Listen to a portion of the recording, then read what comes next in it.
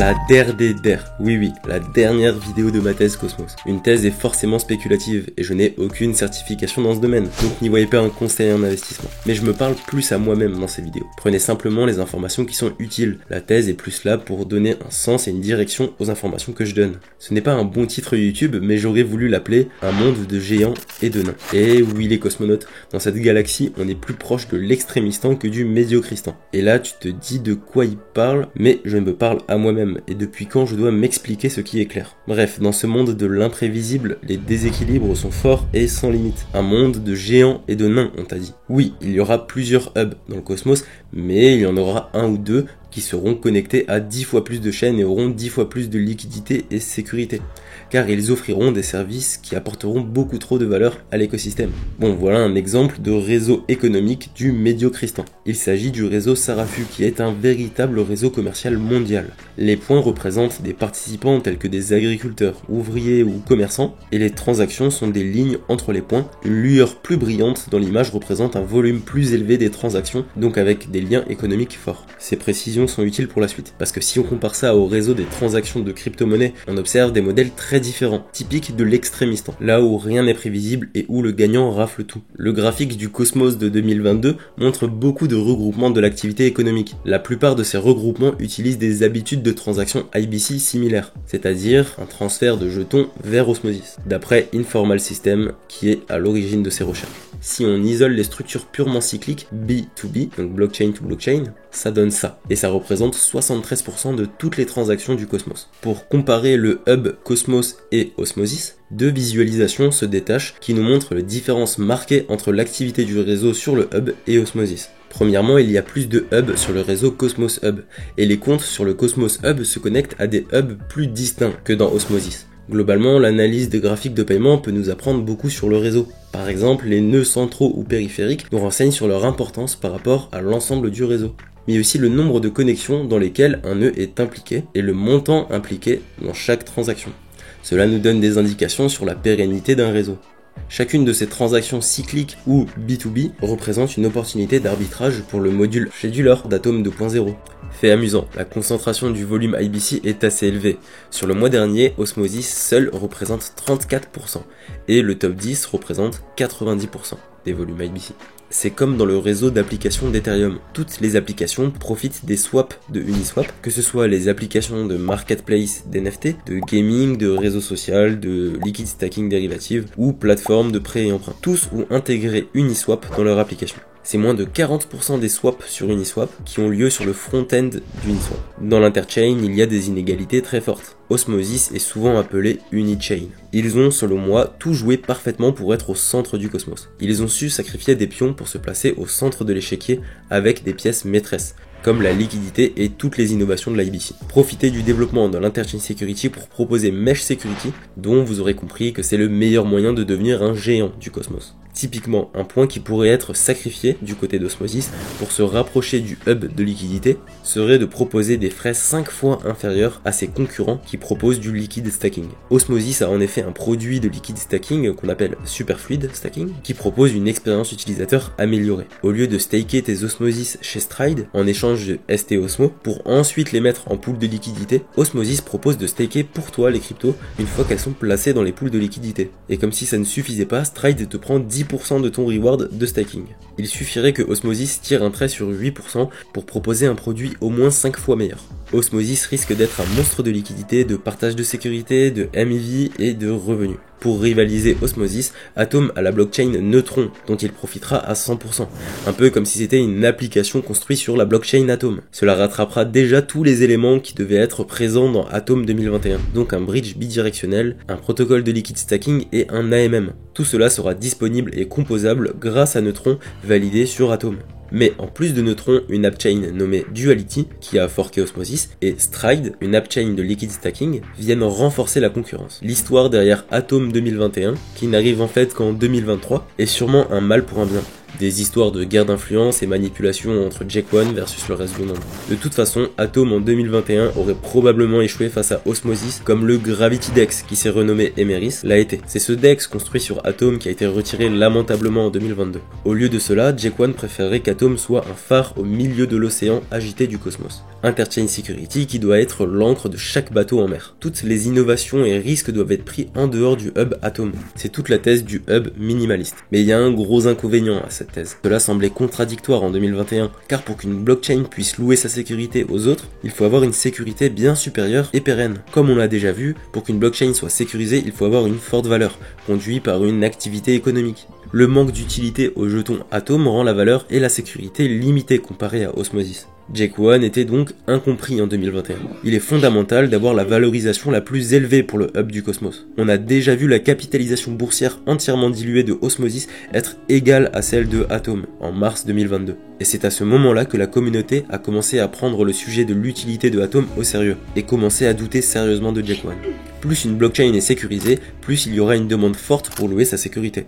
Et plus elle louera sa sécurité, plus elle aura de revenus, ce qui augmente la sécurité. Et ainsi de suite. C'est pourquoi la place du hub la plus capitalisée est si convoitée. Si rien n'est encore écrit pour Osmosis, Atom a déjà un grand nombre de chaînes de consommation en liste blanche. À se demander si c'est pas déjà gagné d'avance pour le Cosmos Hub, vu la quantité et la qualité des chaînes de consommation. On peut déjà en nommer 8. Nous avons Neutron, une plateforme de smart contract. Nous avons Noble, un émetteur de stablecoin. Nous avons Polymer, qui propose d'étendre IBC au travers de Zero Knowledge. Nous avons Duality, qui est un DEX. Pour le liquid stacking, nous avons Lido et Stride. Nous avons Simply Stacking, qui propose des ETF on-chain. Pour la MEV, nous avons Fireblock. Et nous avons Informalink, qui propose de la finance collaborative. C'est le moment de rentrer un peu plus en détail dans la Atom Economic Zone et de comment s'alignent les intérêts. Commençons dans l'ordre. Dans un premier temps, nous avons Neutron. Il s'agit d'une plateforme de smart contract Cosm WASM. Elle se différencie du reste en permettant l'automatisation de contrats dans toute l'interchain et du codage des contrats intelligents en langage Rust, qui est très populaire et très facilement prouvable par des ZK Stark, étant très proche du langage Cairo de Starkware, qui d'ailleurs a déjà bien avancé sur la traduction et automatisation de Rust en Cairo. Je sais plus comment ils disent ça. Ah oui, implémenter le Rust dans la Cairo Virtual Machine. Le projet s'appelle Cairo-RS. Je vous mets le lien du GitHub en description. De même pour le Solidity avec le projet Kakarot. Les Layer 2 ZK, même EVM au-dessus de Neutron, sont des choses qui finiront par arriver si la demande est forte. Et vous aurez Lido, Astroport et plein d'autres applications qui sont déjà prévues dès le lancement. L'intérêt pour Neutron d'utiliser la sécurité répliquée, c'est de profiter dès le premier jour de 175 validateurs décentralisés et sécurisés par 3 milliards de dollars, entre parenthèses, en plein bear market. Mais cela lui permet aussi de ne pas être obligé de bloquer des jetons en stacking, et donc pas non plus besoin d'inflation pour inciter au stacking. Je me rends compte qu'il y a trop de choses à dire sur chaque chaîne de consommation. Je passe à la suivante rapidement pour que vous compreniez la puissance de l'Atom Economic Zone. La deuxième chaîne de consommation sera Stride. Je vous en parle dans presque chaque vidéo depuis un mois. C'est une appchain d'une simplicité et puissance redoutable. Un protocole de liquid stacking qui ne vole aucune souveraineté et décentralisation aux utilisateurs et blockchain. Pour son service, c'est seulement 10% des rewards de stacking qu'il demande, ce qui aligne Stride à l'évolution du cosmos et lui permet de tirer des revenus élevés. Et c'est exactement ce qu'il fallait à Atom, qu'il aura probablement sa sécurité en échange de 15% de l'inflation et revenus du protocole, d'après la proposition qui sera on-chain le 20 avril. Et dans cette même proposition est demandé au Cosmos Hub d'utiliser 450 000 atomes de sa trésorerie pour fournir de la liquidité dans la pool ST Atom dans l'AMM Astroport, ce qui permettra un alignement et un développement des incitations entre les acteurs de la Atom Economic Zone. La trésorerie du Cosmos Hub profitera des ST Atom pour gagner des Stride comme chaque staker d'Atom, et donc gagner des ST Atom, ST Evmos, ST Osmo, ST Juno, etc. Tous ces tokens liquides stakés dans une pool commune auront-ils un lien avec le futur de la mesh security? Je n'ai pas de réponse, mais je suis sûr que tout cela va développer une vraie innovation à l'avenir, car on a bien des tokens de différentes blockchains qui sont stakés à l'intérieur de la blockchain Atom. Vous l'aurez compris, cette pool ST Atom profitera à la fois à l'AMM de Neutron, mais aussi à Stride, et donc au final à Atom.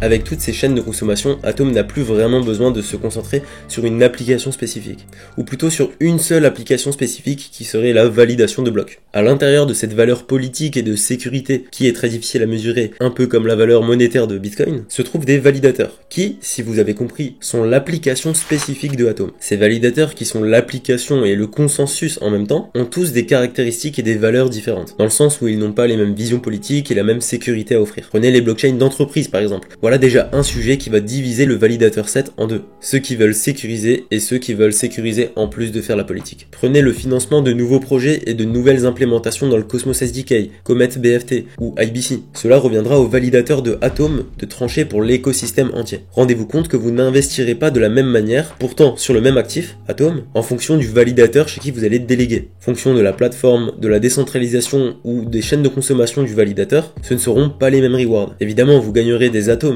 mais vous aurez par exemple un bonus de récompense donné par Quicksilver pour les validateurs plus petits et plus performants, pour uniformiser la chaîne. Les airdrops influenceront aussi beaucoup votre choix de validateur, mais c'est surtout la politique de votre validateur qui vous exposera aux airdrops qui seront d'ailleurs de plus en plus des airdrops continus, comme on les appelle. Hier on faisait des airdrops aux stakers d'Atom, demain on saura une consumer chain de Atom. Une manière plus intéressante de faire un airdrop au Atom staker. Comment devenir un hub? Y aura-t-il de prochains nouveaux hubs? On ne devient pas un hub facilement et probablement que plus aucune autre blockchain aura la capacité ou la sagesse de le devenir. Je parle de Osmosis et Atom tout le temps, mais c'est pas parce que j'ai un intérêt ou une obsession dessus. D'autres cryptos ont tenté d'être un hub du cosmos. Tous ceux qui veulent devenir un hub ont en commun le fait de sacrifier leur token pour que leur projet profite au maximum à l'écosystème. On est d'accord qu'il faut soit qu'on nous ait menti, soit être très con, soit visionnaire pour acheter du Atom qui propose de donner tout ce qu'il a développé sans rien attendre au retour. Ou acheter du Osmosis qui donne tous les jours 2 fois plus à l'écosystème dans les pools de liquidité qu'au staker, tout en finançant des biens publics comme Atom. Quand je repense à ceux qui payaient des machines GPU et de l'électricité en échange de monnaie virtuelle pour des paiements peer-to-peer décentralisés, on est d'accord que le pari paye parfois, et paye sans limite. Mais à sacrifier son token, certains se sont brûlés les ailes, comme Iris ou Regen, qui n'ont ni réussi à mémifier leur projet pour que leur image et leur nom soient associés à celui du Cosmos, et ce malgré des aides financières et un développement considérable de l'IBC